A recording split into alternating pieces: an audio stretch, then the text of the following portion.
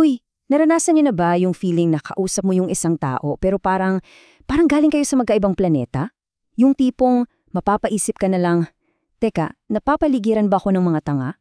Nako, kung oo, para sa'yo talaga to. Alam niyo, may isang kwento. Yung author ng librong to, si Thomas Erikson, kinausap niya yung isang successful na entrepreneur, si Stuart.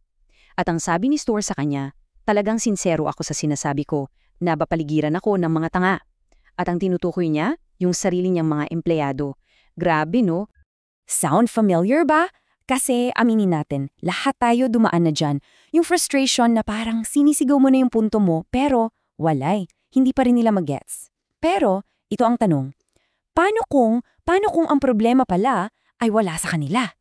So dito natin bubuklatin kung bakit ba talaga nagkakaroon ng miscommunication at, mas importante, paano natin to aayusin gamit ang isang simple lang na color code. Pero disclaimer lang ha, hindi ito para literal na tawaging tanga ang mga tao sa paligid natin. Dito mismo nag-click yung switch para sa author.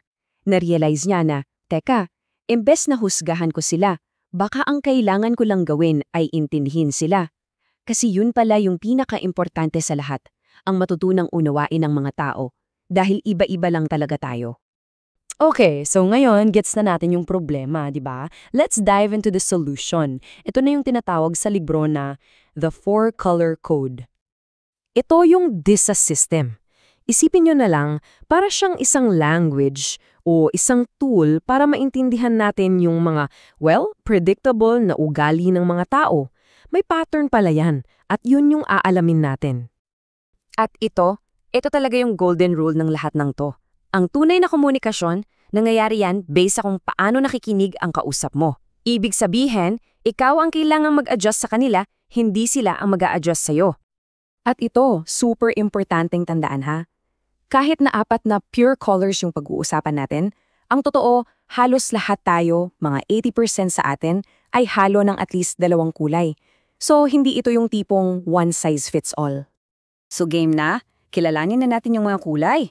Let's start with the extroverts, yung 2 palaban, ang mga red at yellow.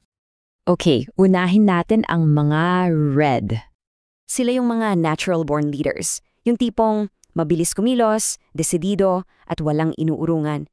Hindi sila takot sa conflict basta para matapos yung trabaho.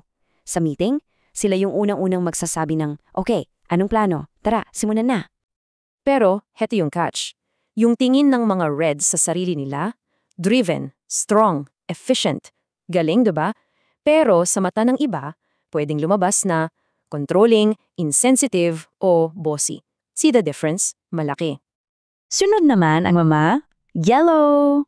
Sila yung life of the party, punong-puno ng energy, optimism, at laging may bagong-bagong ideya. Grabe sila mag-inspire ng tao. Sila yung social butterfly ng kahit anong grupo. Sobrang nakakahawa yung enthusiasm ng isang yellow. At para sa kanila, visionary sila. Pero, ito ang kanilang blind spot. Dahil sa sobrang daldal at excitement, minsan, nakakalimutan na nilang makinig sa iba. Ayon. Okay. Lipat naman tayo sa kabilang side of the spectrum, yung 2 mas introverted na types, ang mga green at blue. Pag-usapan natin ng mga green, sila raw yung pinakakaraniwang personality type. Isipin niyo sila bilang yung pandikit ng isang team. Sobrang reliable, supportive at gagawin ng lahat para lang maiwasan ng gulo. Ang goal nila, harmony, peace for everyone. Ang pagiging kalmado at thoughtful nila, yan yung superpower nila. Pero, yung kabilang side ng coin, dahil sobrang mahal nila ang stability, ayaw nila ng pagbabago. Yung tipong, kung gumagana naman, wag na nating baguhin, medyo matigas sila dyan. At last but not least, ang mga blue. Sila ang mga perfectionist, ang mga analyst. Bago sila kumilos, kailangan nila ng lahat ng detalye, lahat ng data. Para sa kanila, hindi sapat na tapos lang ang trabaho. Dapat tama, dapat quality, dapat perfecto. Walang tatalo sa pagiging detail-oriented nila. Pero, yun din minsan ang weakness nila. Sa sobrang pagsusuri, sa sobrang paghahanap ng facts, minsan nagkakaroon sila ng analysis paralysis. Yung hindi na sila makagalaw kasi hindi pa rin nila nahanap yung pinaka-perpektong sagot. Okay, so ngayon alam na natin yung apat na kulay. Ang tanong, anong gagawin natin dyan? Simple lang, actually. Matuto tayong magsalita ng wika nila. Ito yung 3-step formula. Una, i-identify mo kung anong dominant color nila. Pangalawa, i-adjust mo yung communication style mo para sa kanila. At pangatlo, panoorin mo lang, magiging mas receptive sila sa'yo. Tingnan natin to. Halimbawa, kausap mo isang red. Kailangan direkta ka to the point. Ito ang goal, ito ang resulta. Go! Huwag mo nang paligoy-ligoyin. Pero sa isang green, baliktad. Kailangan mo ng patience. Okay ka lang ba dito? Anong opinion mo? Magkaiba, di ba? Same thing goes for yellow and blue. Sa yellow, kailangan mo ng energy. Ikwento mo yung big picture, yung vision. Sa blue naman, kalimutan mo yung vision. Bigyan mo siya ng facts, ng data, ng spreadsheet. Kasi yung gagana sa isa, siguradong epic fail sa kabila. And so, bumabalik tayo sa pinakaumpisa, sa tanong na, napapaligiran ba ko ng mga tanga? Pero ngayon, alam na natin ang sagot. Hindi. Hindi sila tanga. Magkakaiba lang tayo ng kulay.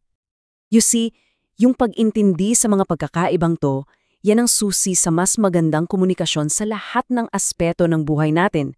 Kaya iiwan ko sa inyo ang tanong na to. Sino sa paligid mo, sa trabaho, sa bahay, ang susubukan mong kausapin at unawain differently simula bukas?